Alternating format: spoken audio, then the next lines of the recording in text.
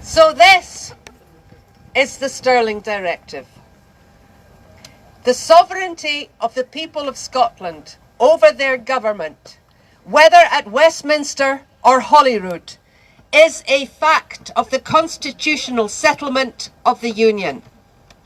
The right of a people to self-determination is both a fact of international law and a human right. The Scottish Government has been repeatedly elected by the people of Scotland on the mandate of an independence referendum, a clear expression of the will of the people.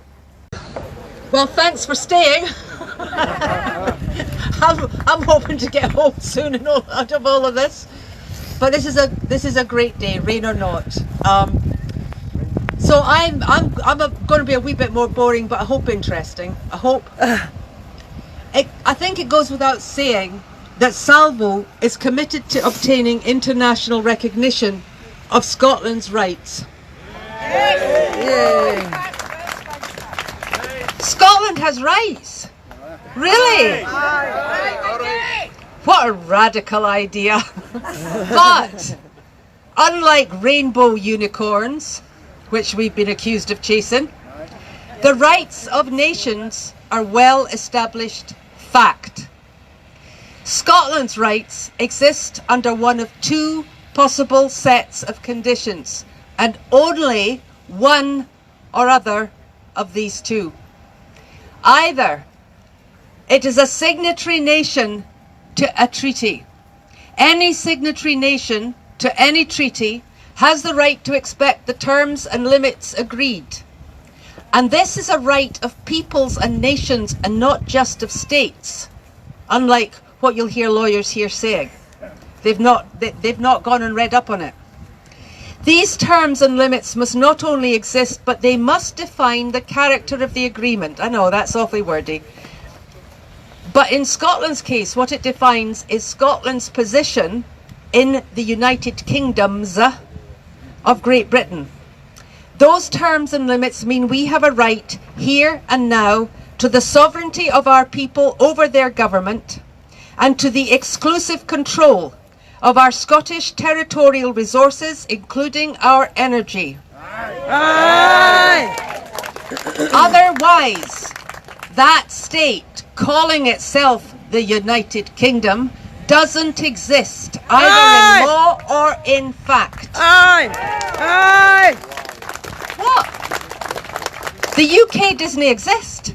Wake up, hen. All you need today is look about you.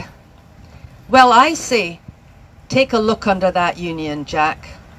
Because what's strutting around stark naked underneath is just England, all on its own. Aye! From Magna Carta to the Union, from the English Bill of Rights to the Supreme Court, and most of all, the English Crown, with all its English rights and privileges, while the Scottish Crown, the whole people of the nation, is shoved to one side. Aye. Now, that's no union. No. That's just England playing overlord, wearing a flag and waving around a treaty it never once kept. That's called annexation. Aye.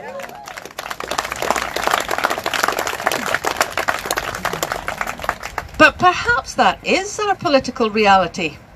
The British English state does seem to be arguing that Scotland volunteered for annexation. No!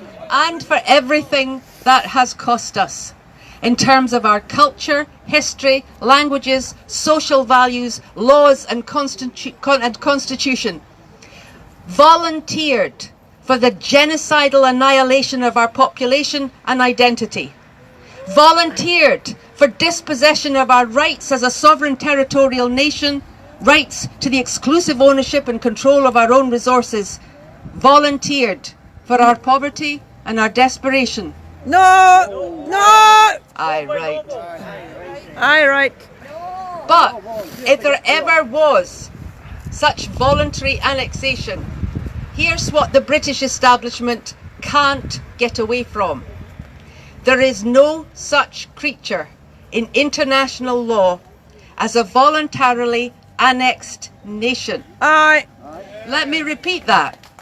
No such thing as the lawful voluntary annexation of an entire nation, even if a treaty says that. And the Treaty of Union says no such thing. Yay!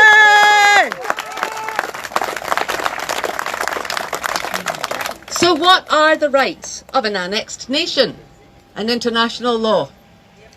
However offensive you might find the word, however you might wish to refute it with the usual stereotypes of a colony, a nation annexed is a colony, no matter what other colonies might look like.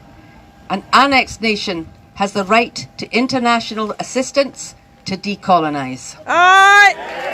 And I can tell you, Salvo will not stop until those rights are recognised and upheld. Yay!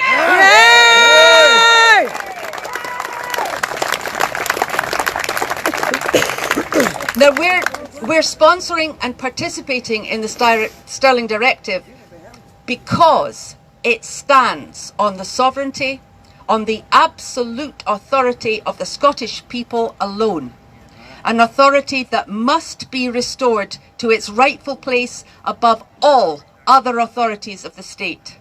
Aye! Scottish popular sovereignty means more than the right to vote.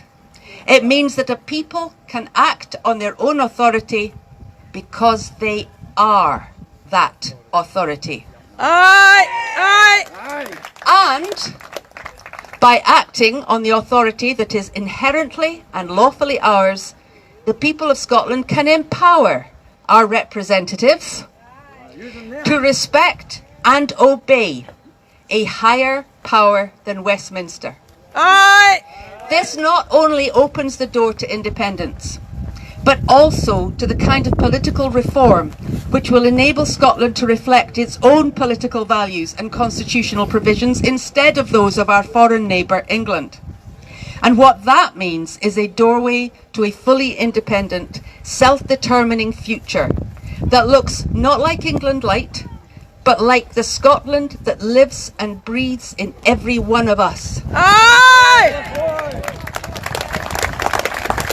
It's a Scotland based on the common good and the sovereignty of its people, from which comes all those principles of equality and social justice that we have held in common through 3 centuries of being ruled by a class-based, privilege-based foreign state. Aye! That rule ends now. Yay!